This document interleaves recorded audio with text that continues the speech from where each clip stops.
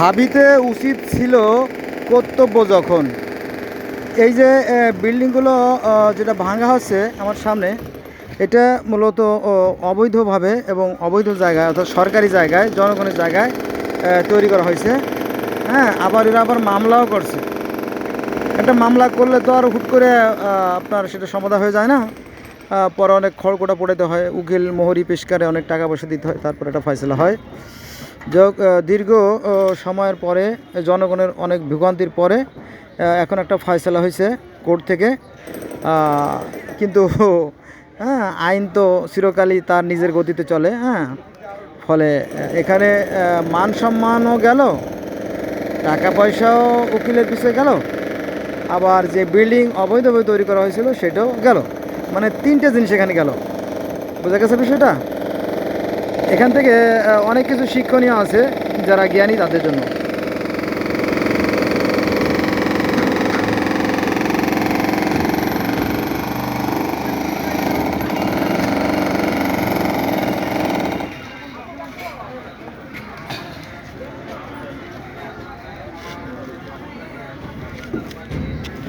এখন এই ব্রিজের কাজটা থেমে গেছিল, এখন আর কোনো বাধা রইল না। এই ব্রিজটা হয়ে গেলে লক্ষ লক্ষ মানুষের ভোগান্তি কমে যাবে। এই যে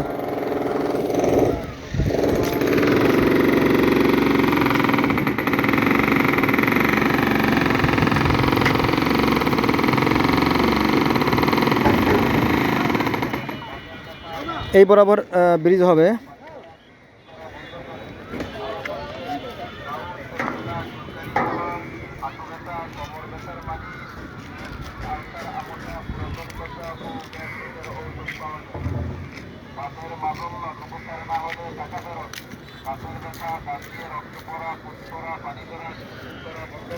এটা হচ্ছে বুড়িগঙ্গার একটা ব্রিজ, কেরানীগঞ্জের দিকে।